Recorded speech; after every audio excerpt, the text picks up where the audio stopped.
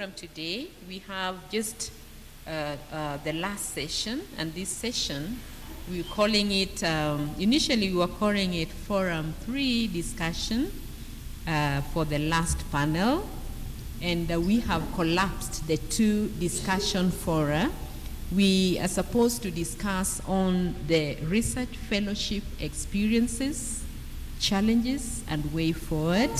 And knowing that we are here because there is a collaboration between Osun and KU through the Dadaab Center, we also felt, yes, what can we say now that this is over? So we are going to collapse the two together to enable us just finalize and of course get a way forward. What are we going to do, going forward after this fellowship?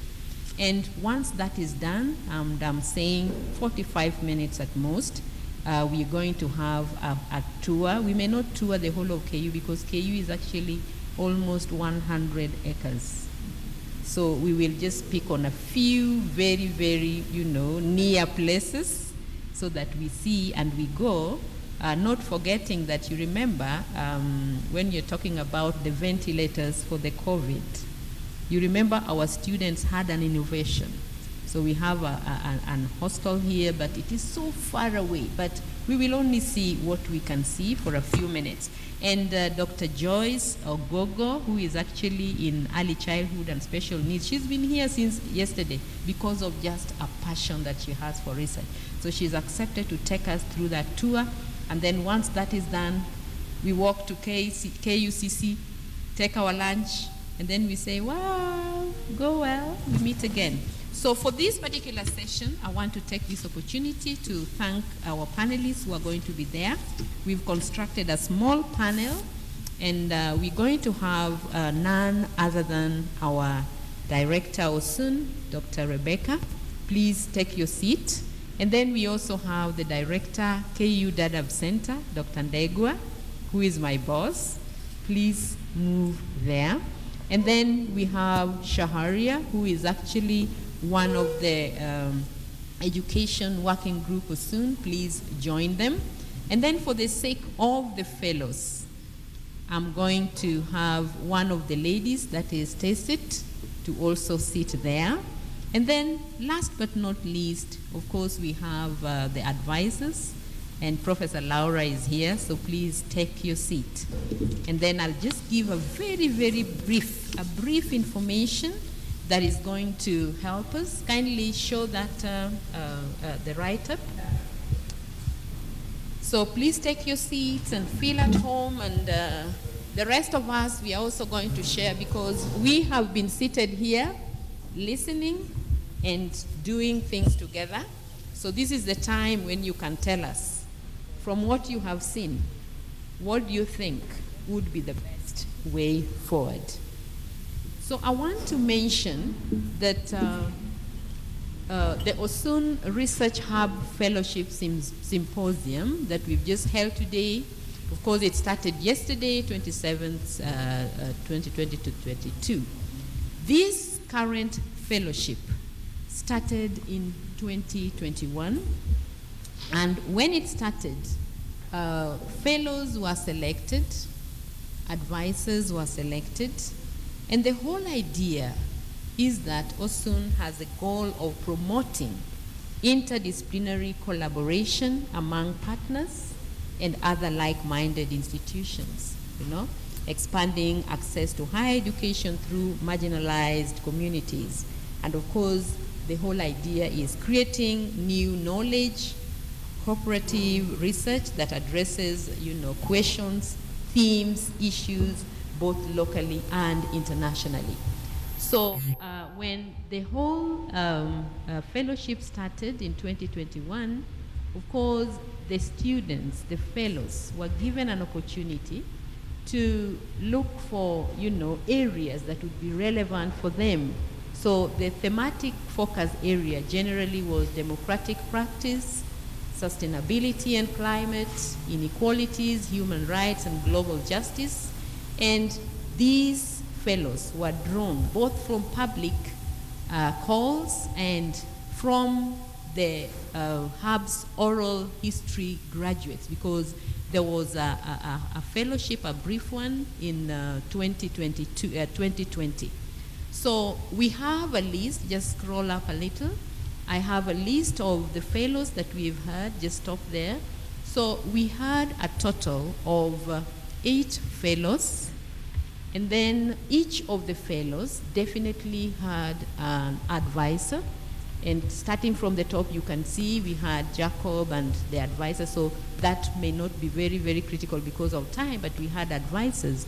And you realize that these advisors have come from all over the world. We also have the fellows that have generally come from the Horn of Africa, and they've done a beautiful job. When you look at the last fellowship, that is number 9. Number nine, yes. So that is the Kakuma team that has shown us the bridge.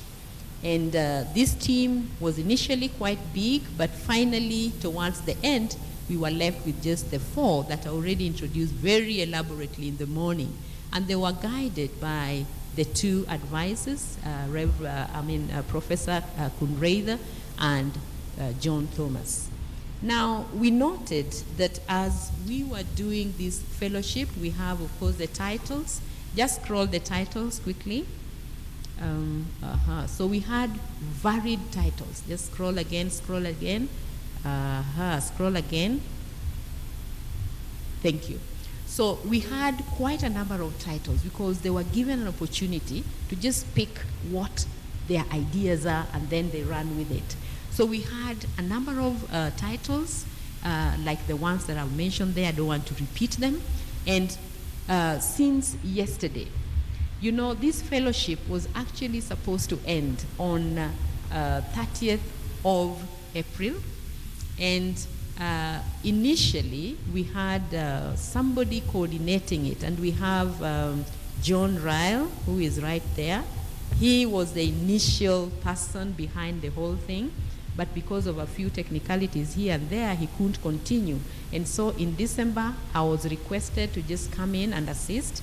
And so from December up to today, I've been assisting so that at least we end up with something. So that is how come I'm here. So this has gone on quite well. It's been having a lot of challenges, but of course there are also a lot of strengths, you know. And when finally we thought, now that the period is over, the fellowship is over, what can we do? And together with our director, Dr. Rebecca, we said we need to disseminate the findings. And even if the projects appear very raw, because time was a big challenge, we had to present something. So we really did that, and that is why we felt that now that the presentations have been done, we have been here listening and seeing what is going on. Definitely we cannot throw away all this. And together, when you agree, we can say, yes, there is something that we can do. Were these presentations worthwhile? Were the projects worthwhile? Were the researchers in line with what we know as scholars who have done researches? We also have students who have been here. What have they seen? And then, of course, when you come back to the panelists, you realize that these are people who are scholars, they have done researches, and we know Osun has its goal. Has it been met? What are some of the things that they would want to do? We have Dadaab Center that has been dealing with marginalized communities. What do they think? Laura is here, you know, and Shaharia from the education working committees there. So we want to take this opportunity to engage with the panelists, and we also give you room to share and say what you want to say. Now, I have Tisit, who definitely is going to share some of the challenges that they've experienced on behalf of the other researchers, the fellows, and then I have the rest of us who are going to also share. But remember, Professor Laura is there. She was an advisor, so she also has a few things that she can share with us. And then we'll come to the real people. We'll ask Dr. Ndegwa, you know, how are you able to probably even adjust your program, you know, to fit in the few things that have come up. And then Osun, what is your way forward for us, as fellows? What is it that you're going to do? Are there things that you can do so that it works out well? And then, of course, the education working team. That is where we have Sharia as an educationist. So what? So I want to take this opportunity, first of all, to request Tisit to just have a bit of sharing on the challenges, because once you know the challenges, then you can now move forward. Thank you. Tisit, you're welcome. Thank you very much, Dr. Rosemary.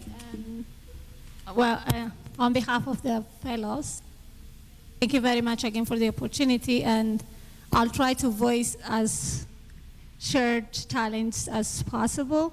And I mean, this thing happened still in the COVID era, and one of the major entry enablers and then also a challenge was access to internet. So this has been something that is deterring as much as it has facilitated the process.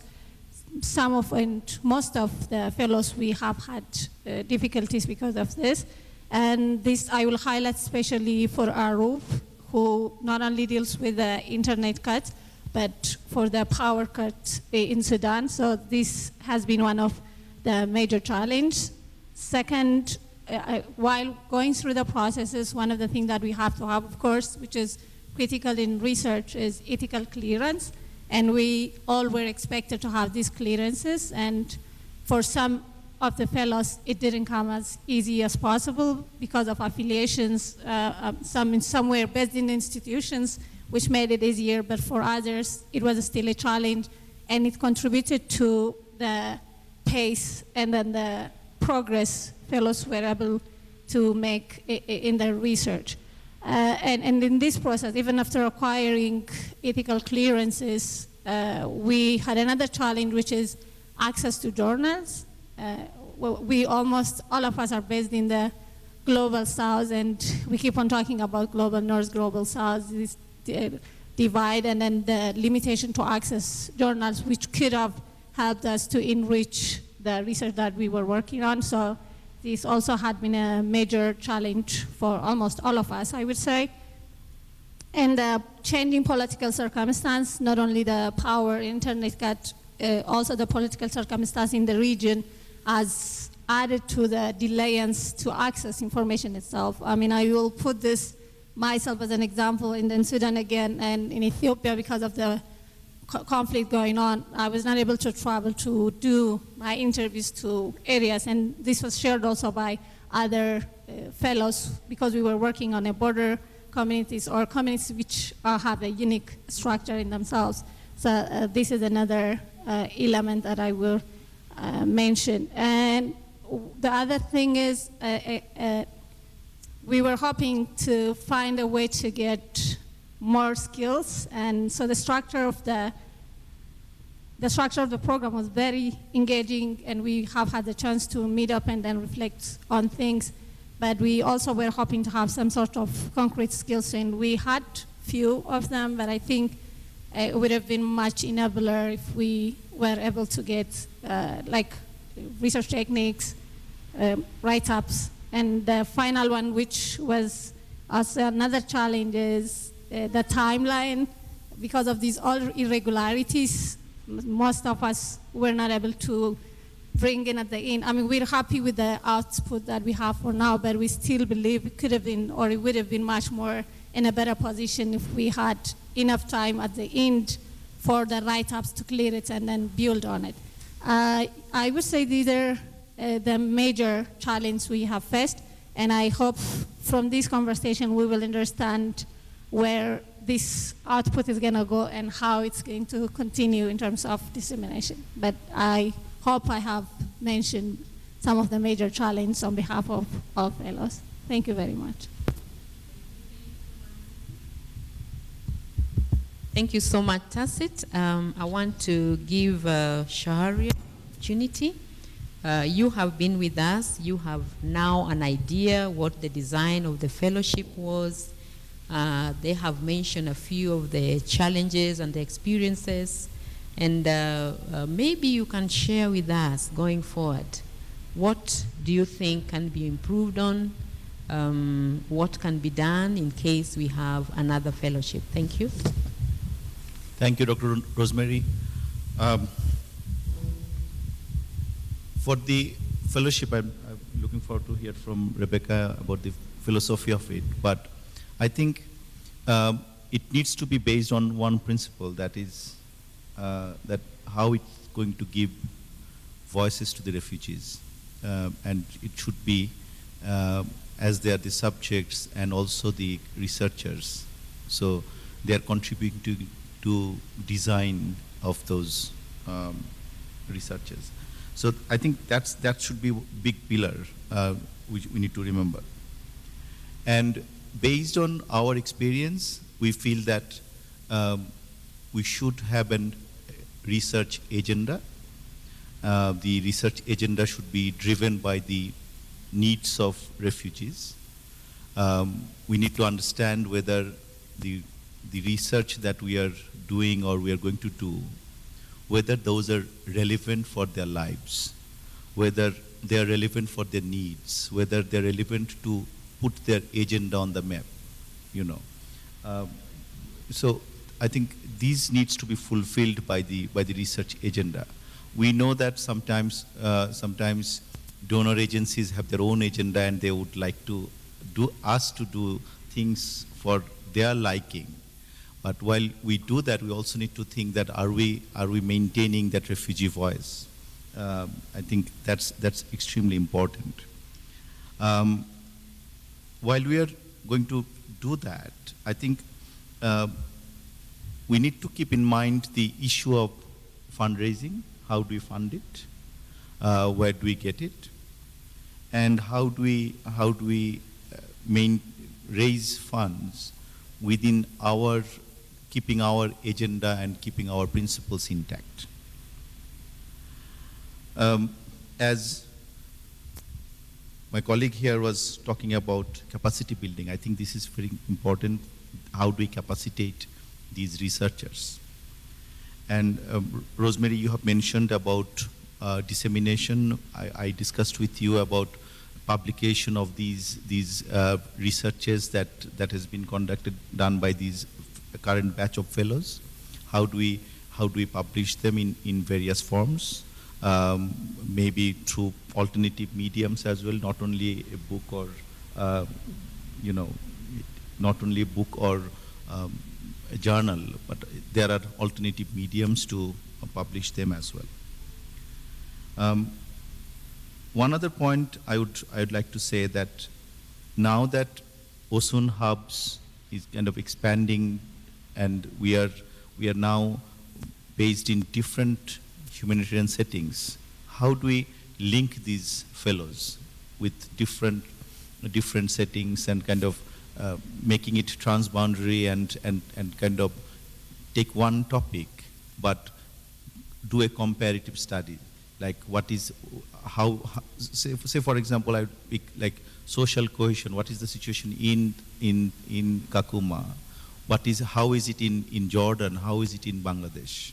And try to see whether there are patterns or there are similarities, whether there are best practices that we can adopt from these comparative studies.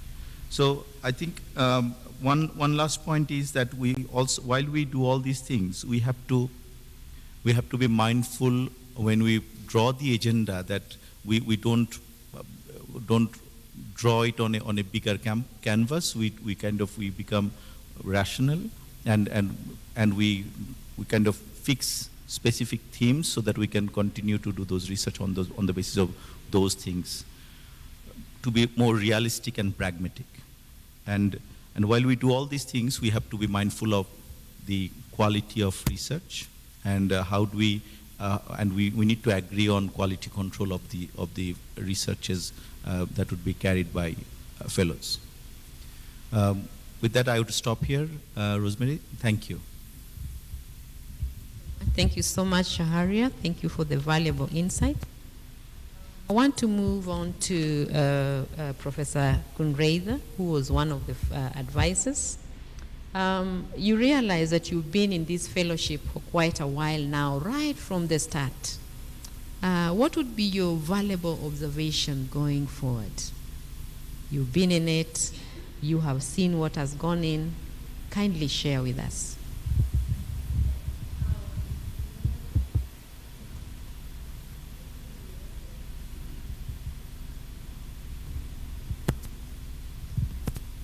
Okay, so, what's that? Okay, okay. Yeah, I think this was a start and a beginning. It sounds from Sharad's comments that it's actually going to maybe develop in a different way than how the fellowship began. Because from what I saw in the talks, not everybody is focusing on refugees here in this group. And one of the things that I think was really powerful about the presentations over the course of these 2 days is that many of the fellows went out of their comfort zone. In other words, whereas my group was really focused on their own issues and their own lives and challenges and becoming researchers and subjects. In many of the other researches, we have Tirsit and Arup and others who really went outside of their own place. And I think that that's really important for research, to be able to do that. So I guess I would caution against making this fellowship only, even though, I feel like the experience of my group was very positive and I think we got a lot out of it. I would caution against making that the only way to do research. And so that would be one suggestion. The other suggestion that is more practical has to do with having, and it's in response to what Tirsit was saying, I think that the clarity of what advisors are expected to do and how advisors are relating to their fellows was not clear from the beginning. I mean, I was already going with this, so in some ways I was a little different than some of the others. And I think it would have been helpful to have a more workshop moments in the course of the fellowship. I think it would have been really helpful, and the fellows can speak if they think that would be helpful. But for example, in the ethics time, if we could, and obviously this needs to be planned in advance, if all the fellows could get together and share their ethics proposal with the other fellows and the other advisors, or that might have helped the process feel a little less alienating and a little less scary. And I just do want to say that ethics proposals, because I do this with BARD students as well, are very scary. And they cause an enormous amount of anxiety. And particularly if you're in a vulnerable position, it's not an easy thing to do. So that needs more, we need to figure out. And I think we also need to think about the fact that unless everybody is going to be in an institution, we need to have an Osun clearance, which I think has been set up. But that in the second iteration could be a better thing. And finally, in light of this workshop idea, it could have been nice to have moments, maybe one moment in the middle, where fellows shared with one other advisor and their advisor and had what we call at BARD a sort of midway evaluation. This would make the fellows, in the case of my group, it would mean maybe having shared footage or shared the script or shared something and getting feedback. I did that internally just because this was also part of my research program, but I don't think everybody was doing that, and I think it could have benefited the fellows to have one other advisor chiming in and saying, and that again would probably be helpful to have, the advisors need to know that that would be part of their, part of their obligation or responsibility. Let's see if there's anything else. Finally, just in response to Tirsit's comment about access to journals, that is a major, major challenge. I feel like Osun, we need to think very carefully about how we can get more access to journals that are have a paywall, and how we can actually get access to these journals to people who are, not institutionally capable of accessing them. So I don't know the solution, but it's something I'd be happy to be in conversation about. Thank you so much. Thank you so much, Prof. Without any comment, I want to turn back to Dr. Ndegwa, who is the coordinator of KU Research Dadaab Center. I know Dr. Ndegwa has worked with refugees for quite a while now, and she has done a number of researches, within the refugee community. And so I would also want to get from her, what would be your, key observations, some of the fellowship presentations, and are there any, ways in which you think you can have adaptations into the, the Dadaab activities to incorporate some of these things that we've been having here? Dr. Ndegwa, kindly. Thank you, Dr. Rosemary, for the opportunity to comment on what has been going on. Dr. Rosemary has mentioned the work that I've been doing with the refugees, but my background actually is in business. I teach in the School of Business. My area of specialization is human resource management. And being at the center, it is kind of a coordination role. It's a coordination role where we coordinate the refugee programs, and then we bring along the faculty members to implement whatever projects. We try to figure out whatever the project that the partners and the donors want, where would we anchor it? So if it relates to the School of Education, we anchor it there. If it relates to the School of Humanities, we anchor it there. And then we connect with the faculty members, like we have done today, playing that coordination role, and then we bring the faculty members to be here and even contribute. So I really want first to thank Dr. Rebecca Granato for all the efforts that she has made towards the success of this. I know the process has taken a lot of time, planning time, implementation time, and even funding. Since she started this research hub, a lot has gone into it. So thank you, Dr. Rebecca, for all this. I know you are involved in so many things, and sometimes I even wonder where you get the energy to coordinate these very many things.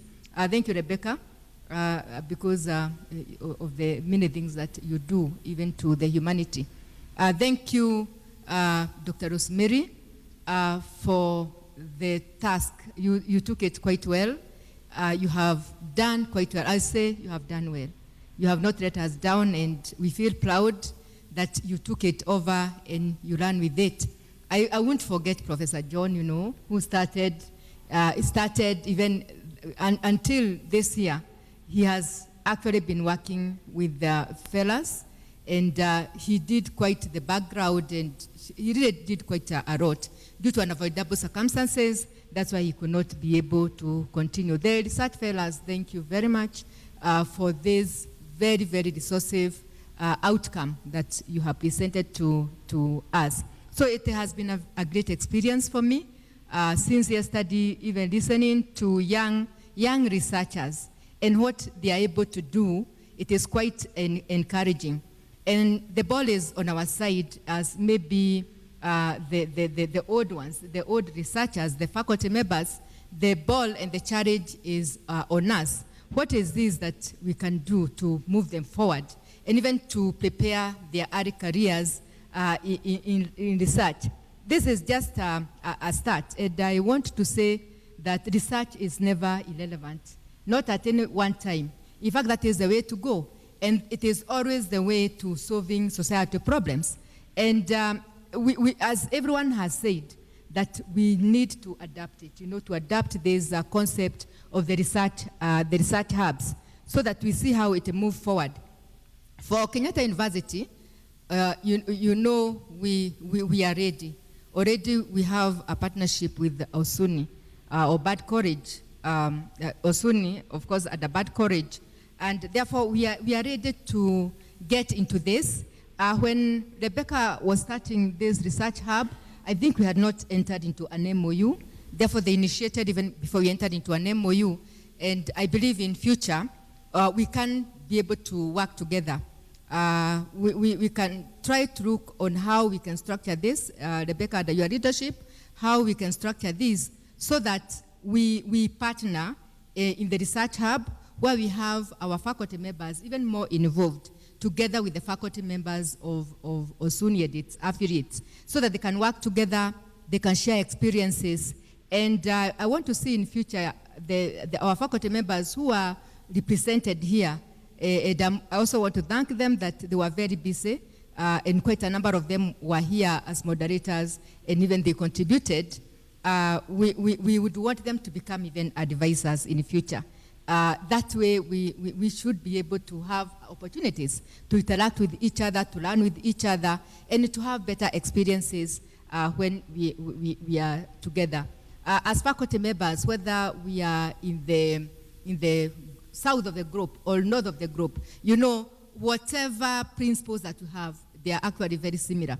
And when it comes to the cultures, the way of doing things, then we create a forum on how we can learn from each other. So that is my plea that in future, as everyone has said, that this is something that we need to adapt. We need to adapt it and we need to continue and learn with it.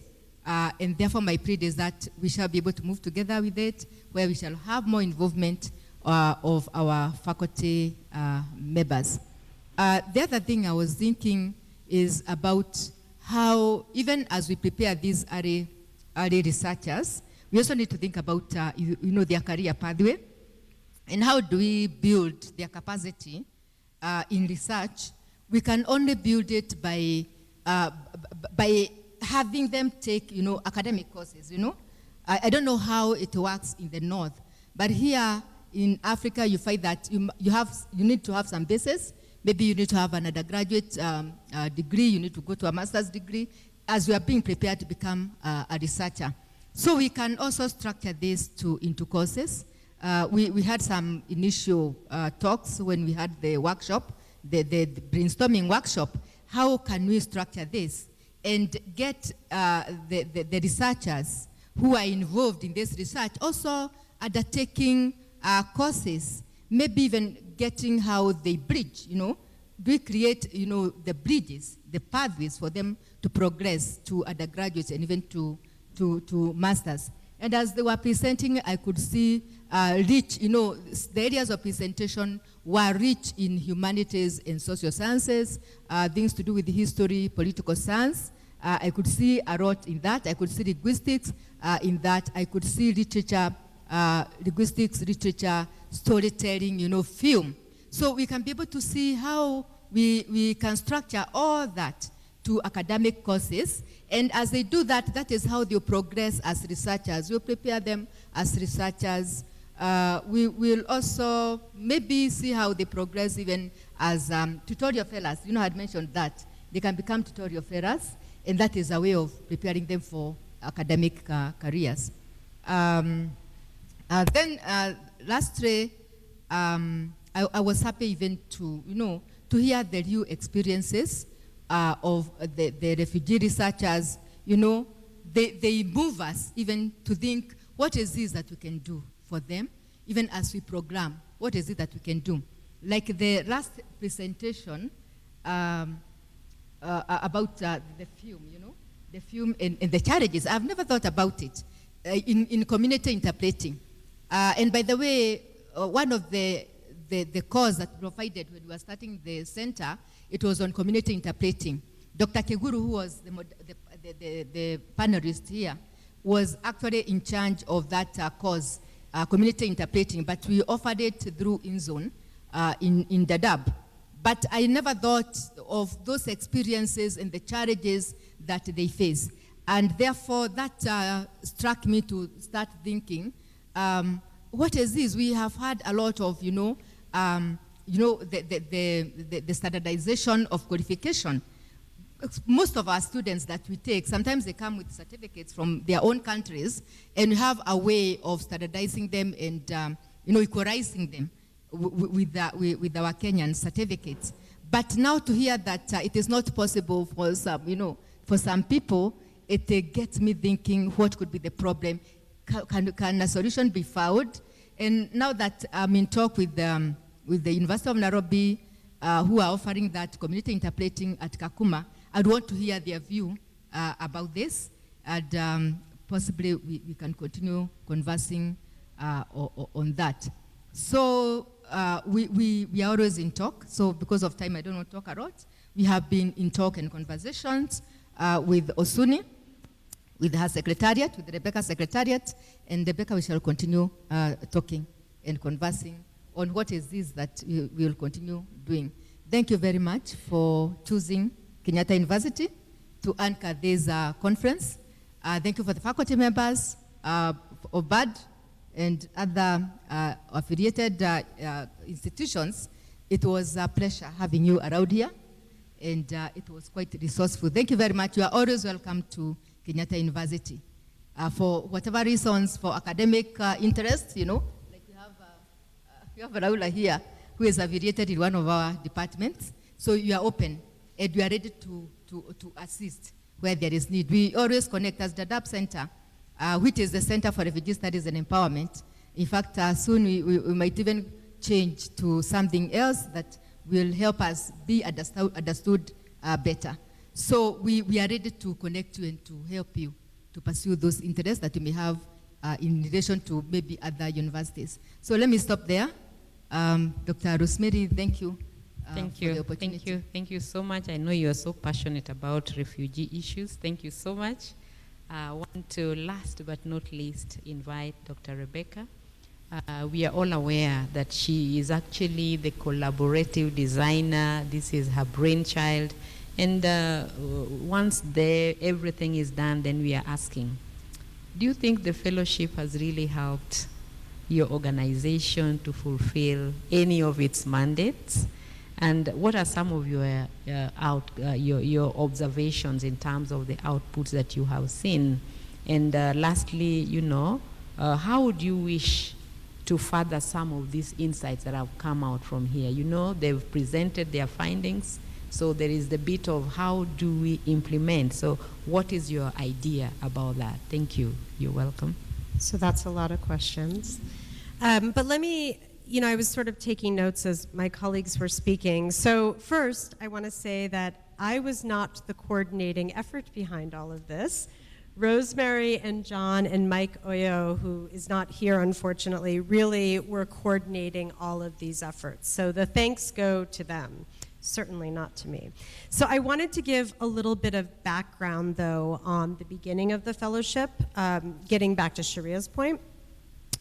And when we first launched Osun as a network, it was right before COVID hit, and the fellowship, also the idea for the fellowship, which was embedded in the original idea of the hubs for connected learning initiatives, wasn't clearly articulated. We entered into the COVID period without any in-person meetings, with a sort of broad proposal of what we wanted to do, and not much time and space and ability to really collaborate with all of our colleagues and map out what the sort of structure would be.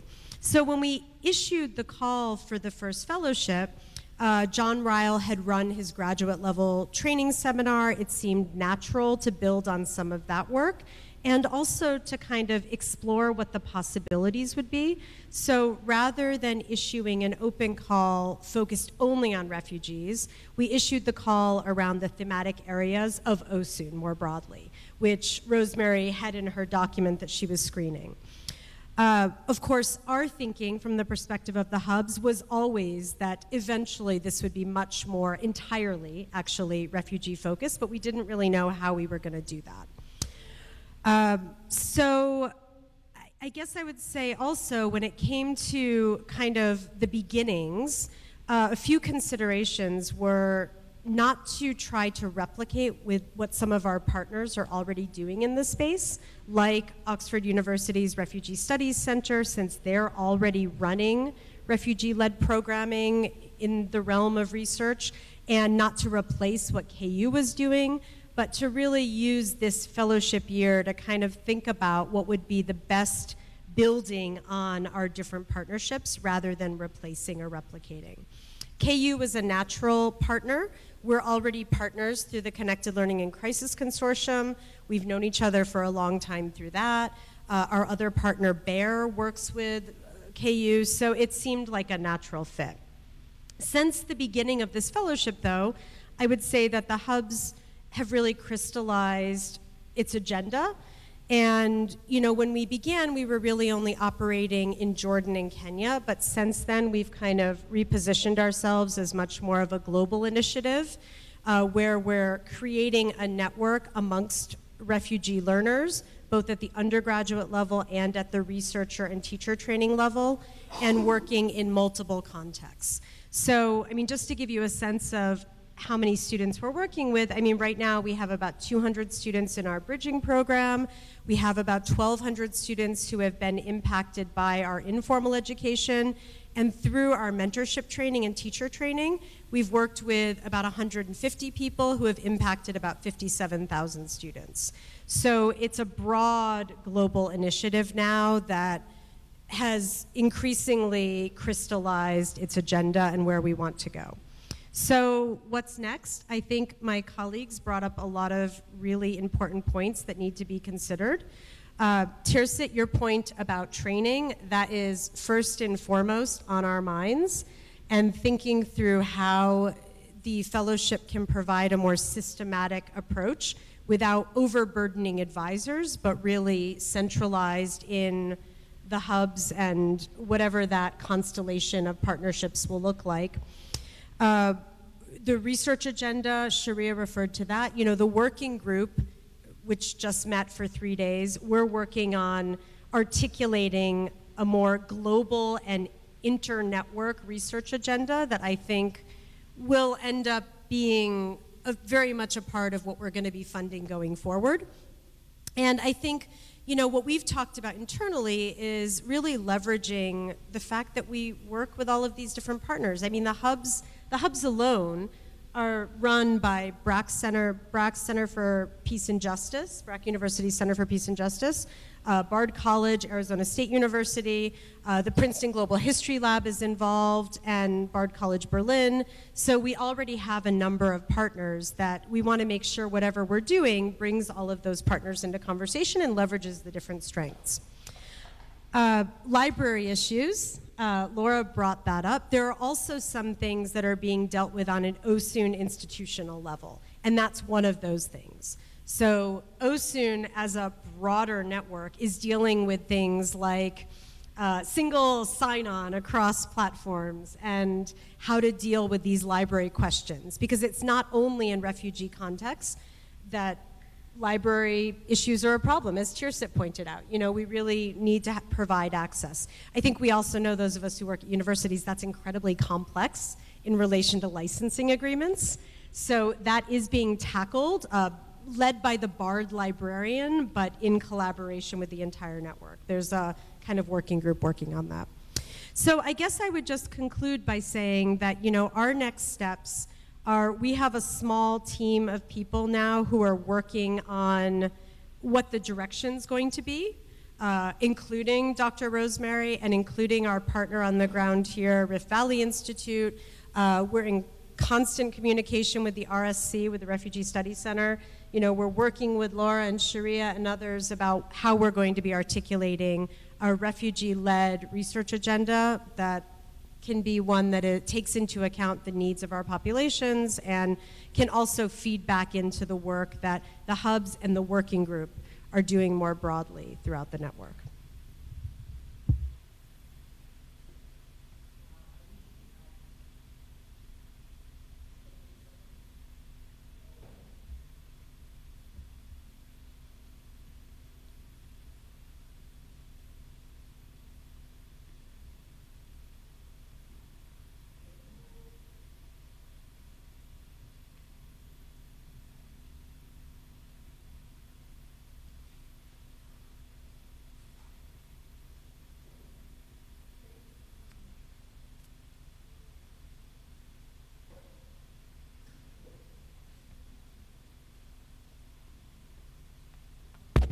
we are really pressed of time, so we can't wait. Thank you so much. We want to just give 2 people. I know hands are already up. Just 2 people to give their reactions, and then we'll call it a day. You're welcome. The mic is not working. I think we can use this other one.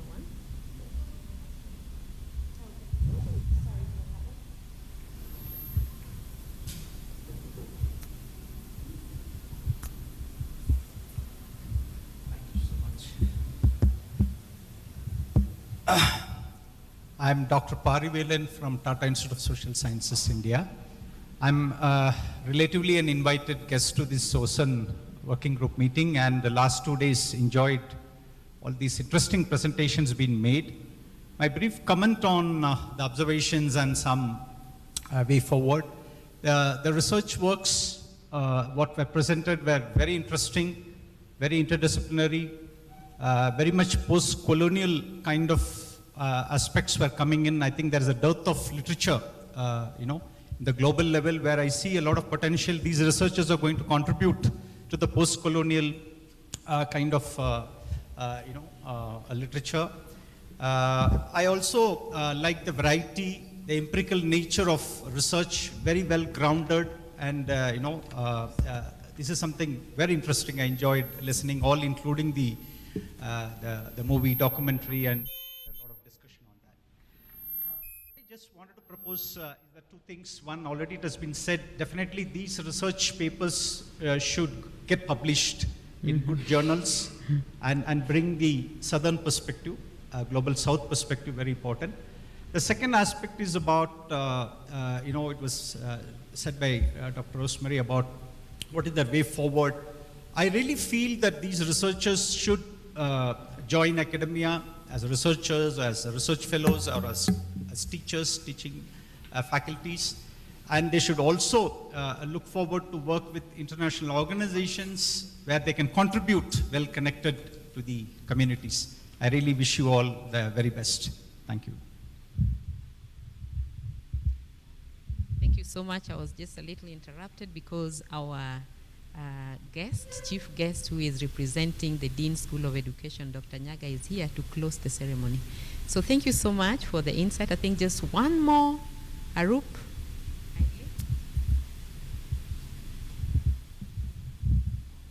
Thank you. I just wanted to reflect on what has been mentioned about the relation of research on refugees and the other projects, which is I don't think it's quite 2 different areas to work on. Most of the projects we have been working on is dealing actually with trans-border kind of issues. Even when we are dealing about very native and indigenous kind of people, we're still dealing about, how people are drawing borders so as to make an identity that is just, reflect on who they are. And I think all of this is just related to how Eastern Africa, at least, is a region where a lot of issues are transbordering and a lot of issues are just keep moving from one place to another. People in so many areas are affected by issues that are happening on a totally different area. And I think that there is no exception on all of the, either in the history of the projects or in the current situation. I just also wanted really to thank Osun because my relationship with the Open Society is really very, very nice. Since 2018, I've been awarded an MSc from Open Society for the first time to do my master's, and that was really a life-changing experience for me. Before 2015, I couldn't put 5 words in English together, but then these people still trusted that I can do some work in English. And even now, this fellowship, I am very thankful for the fact that most of the funding opportunities for research that we have being able to access to are very tailored. So you need to do so many modifications for this research in order to fit into the theme. For the Osun, it was very much different. We had the opportunity to go beyond the lines and to do something that really describe our interests as researchers and to be taken seriously as well about what we're doing.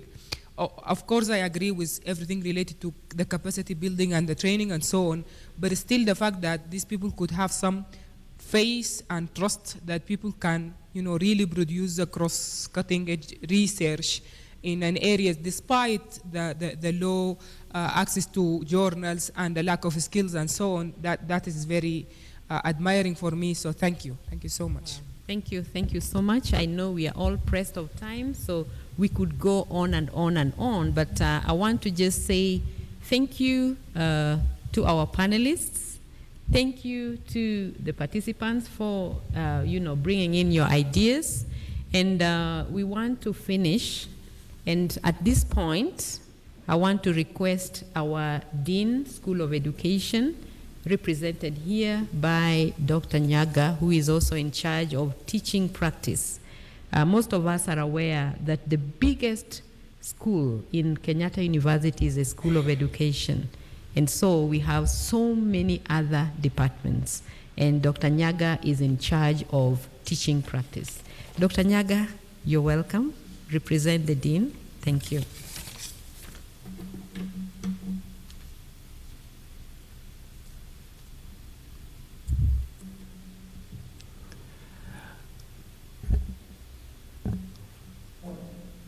The director, Osun up,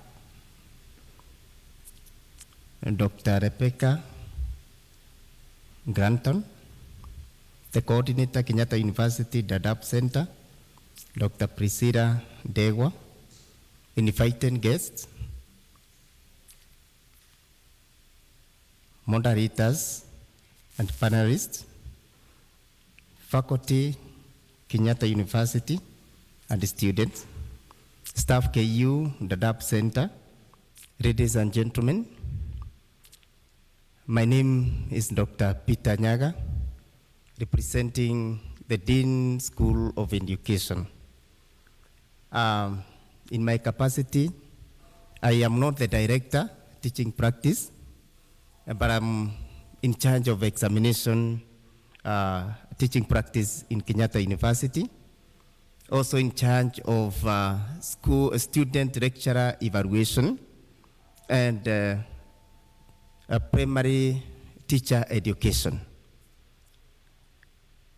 Ladies and gentlemen, I'm delighted to have come to represent the Dean this morning.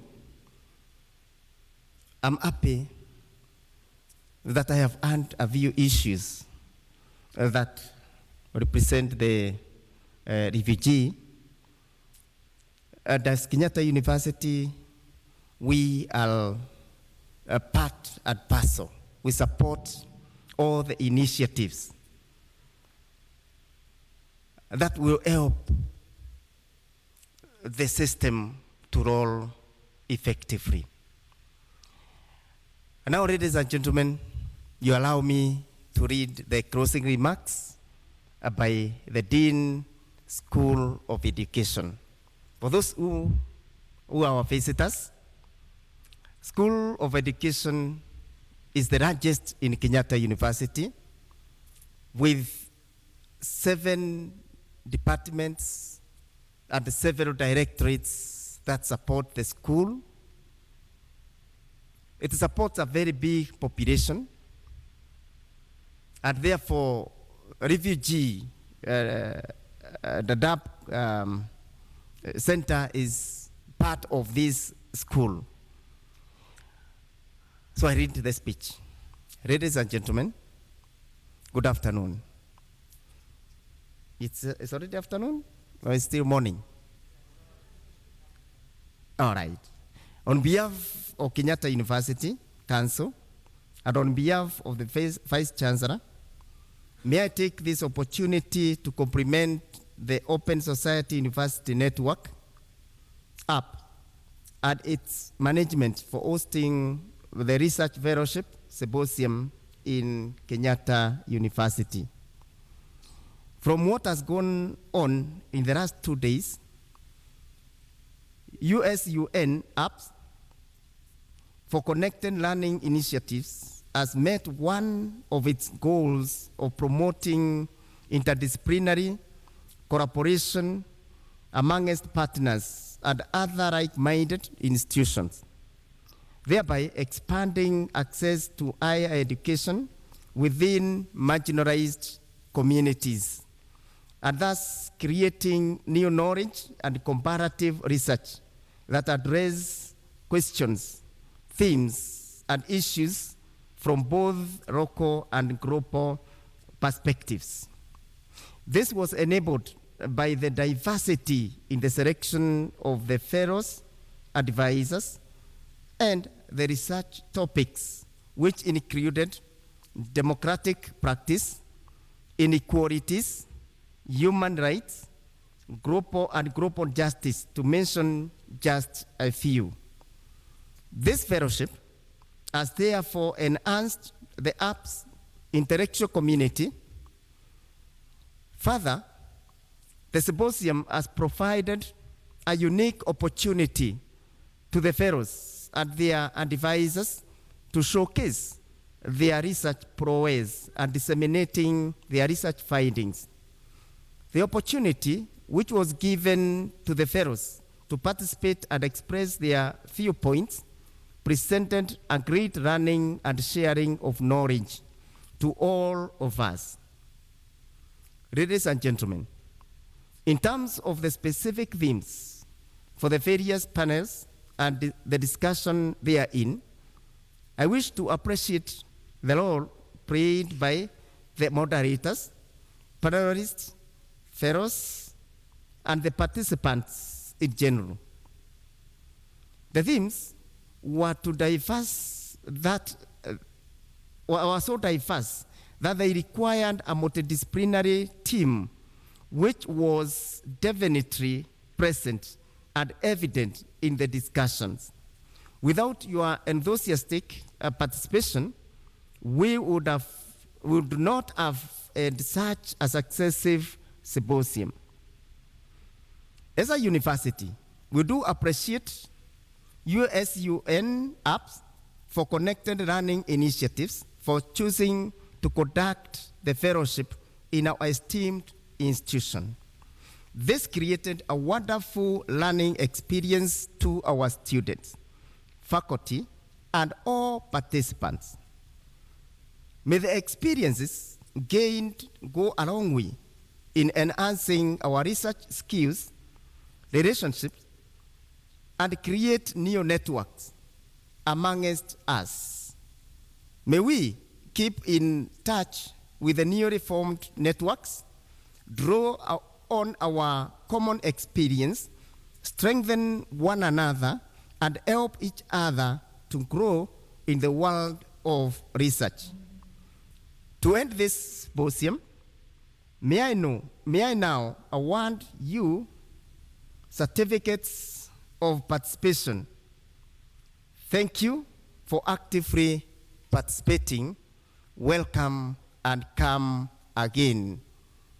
Professor Kisiru Kombo, Acting Dean, School of Education, and Chairman, Center for Dadaab. Thank you.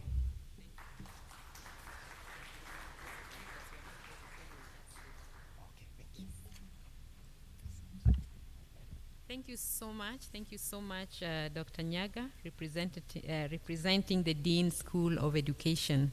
Thank you for those wonderful remarks. Now, we actually just coming to the end of this program, and before we finish with the vote of thanks, I want to request that those of us who have not registered for our today's conference, kindly do so. We have them up there, you can sign. And then if there are people who didn't sign yesterday, kindly you also sign, because we are seeing some blanks. After this, we are going to take a photo inside here, just to remind us of the wonderful function that we've had. And then Dr. Joyce Ogogo, just stand so that we see you. Dr. Gogo will take us to that brief tour, and then we will finally finish. Now, one of our very, very critical member of this particular organization, that is Mike Oyo, had to go to Dadaab, and therefore he should have moved the vote of thanks But in his absence, then I said, because of time, let me go ahead and do it. Do you accept? Thank you, thank you. Even if you didn't want to accept, there's no way. All right, so I want to, first of all, take this opportunity to thank Osun management, guided and headed by Dr. Rebecca, for the wonderful direction that she has given since we started this fellowship. She has been very, very insightful. She is, you know, she has the consultative spirit. So she's able to find out, how do you want to do this? How can you do this? So she doesn't force anything on anybody. And that means that she has made the whole process very, very inclusive. When I proposed that we have the symposium here, she accepted, and we started working on it. So Dr. Rebecca, we don't take that kind of personality for granted. We really appreciate. And I know with you at the top, Osun is going to go very far. Thank you so much. I want to thank the team that works with Dr. Rebecca, and that is Mike in absentia. Mike is quite supportive, is equally very insightful, and is on top of issues, because many times Dr. Rebecca has to move all over the world doing so many things. But with Mike here, even if you want to consult, he will always tell you, okay, you do this, let me talk to Dr. Tari, then I'll come back to you. So you're working with a wonderful team. He really wanted to be here, but he couldn't. He really misses us. But we sent him the video, so he's seeing what is going on. So thank you so much, Mike, for what you're doing for this organization and what you've done since we started the fellowship. There's a young lady called Doris Koki. Doris, just stand so that these people who don't know you can actually see you. When you look at Koki, Koki is so humble.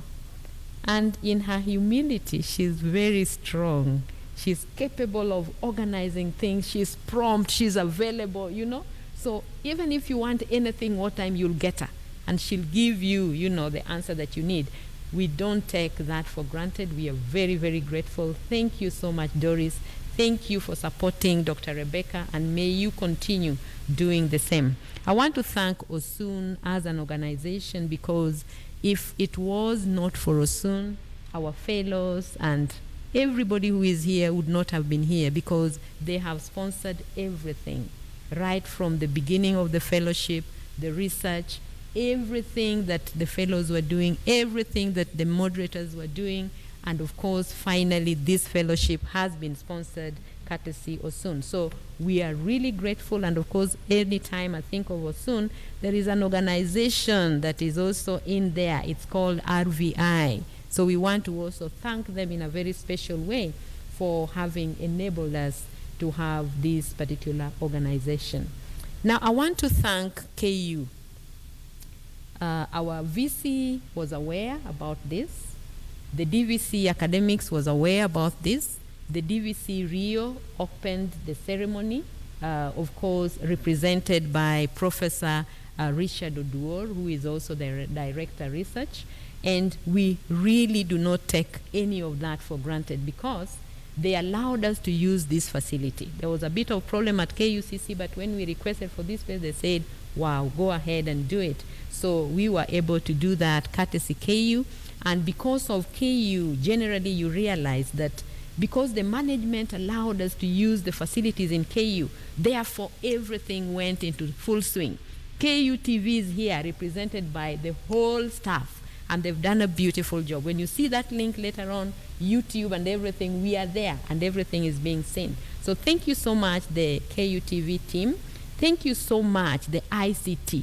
I was so stressed yesterday morning when people came in and they were like, Rosemary, where is the password? And I could not create one, so I had to rely on them, and I kept on telling, please give me this password because I'm going to die. And then they came in quickly and they did that, and they've been actually synchronizing everything. Doris was so worried. Are you sure those people are going to synchronize those things? We'll see people online, we'll do this. And then I said, don't worry. Those are people who are trained. They have the expertise. So you've done a beautiful job. We are very grateful. We have a team that you cannot see, but they are there. the KUCC, you know, the people who've been giving us the meals, taking care of arrangement here and everything else, we actually thank them. The director has been on top of everything. The team that is there have been working well. Nobody has complained that they are having a stomach upset. And that means that they are very hygienic, they are doing things well. So thank you so much to that directorate. The director of Confucius is also here, the director's Chinese Center. They allowed us to use this place. This place is well kept, and therefore we really appreciate that they allowed us to do that. As I thank KU, I cannot forget to thank the KU Dadab Center through our director, Dr. Priscilla. When I told about this, then she went on gear, and she's been, you know, following up everything and ensuring that everything works. And she works with a beautiful team. I'm there, I work under her. And then we have two ladies. They are not here because they are finding out, you know, where we are going to go. So we have Margaret, who is our admin, and we also have Betty, who is our secretary. Normally, they are very, very instrumental. They are always available. They will always do everything that you want. So, Dr. Ndegwa, we are very, very grateful. Thank you for coordinating us and giving us the opportunity to just do everything that we wish to do without any problem at all. Now, before, of course, I finish, I don't want to forget that this ceremony has been made possible because of the fellows and their advisors. I cannot mention each one of them, but I know that as you think about the fellows, these people had their own ideas. They have moved with the ideas. They have endured through the difficulties.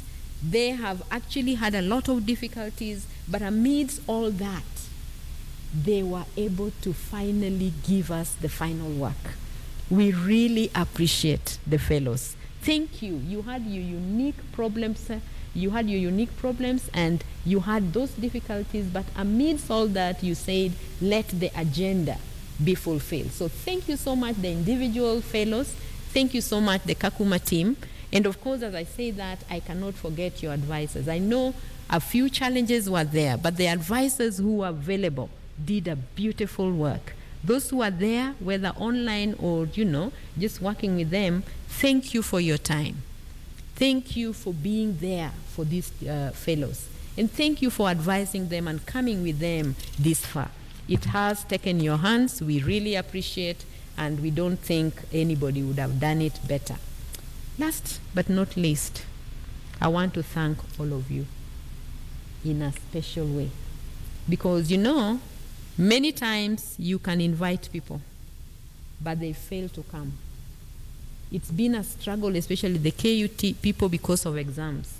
But if it were not for your coming, remember the whole Osun education working group was here. I don't take it for granted. Thank you for coming. Thank you for your insights. Thank you for everything and your time. I want to thank the students who are here. Most of them were brought by Dr. Lugano, who was also one of our panelists. We really appreciate. Because of time, you may not have been in a position to talk, but I know you have insights. And because you know our directorate, you know me, you know Dr. Lugano, you can still send in, you know, the insights that you have. We are going to act on them. I want to thank you so, so much because you were available. I want to thank, of course, our panelists who did a beautiful job, because without their discussions, without their insights, we wouldn't have gone this far. And they had to leave whatever they had to just be there for us. So thank you so much, and may God bless all of us. Thank you for accepting to be here. And as we finish off, I want to say, may we have the closing anthem. Now we'll have the anthem, Kenya anthem, and KU has an anthem. So kindly let us rise. Thank you for everyone. If I didn't mention you, forgive me, but I am so, so grateful. I'm actually overwhelmed. Thank you so much. Yes, our team.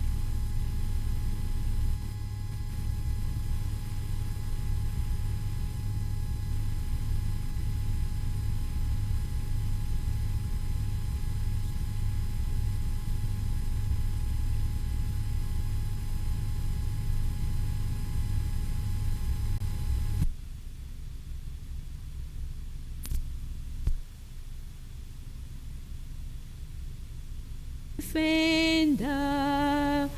May we dwell in unity, peace and liberty. Justice be found within our borders. Thank you. Let's clap for ourselves. Thank you so much. So we'll request Madam Joyce, Dr. Ogogo, to kindly guide us. We are taking the photo. Let's take the photo, then we walk down. Thank you everyone. Thank you so much. I hope we'll meet again, and it is well. It is well. Thank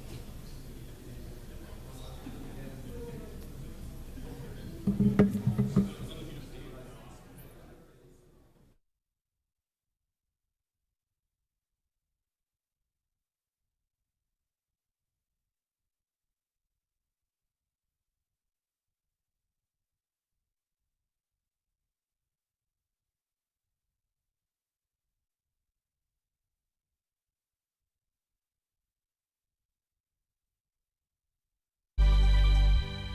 Yeah, because it's always sweet when they are fresh. Yeah.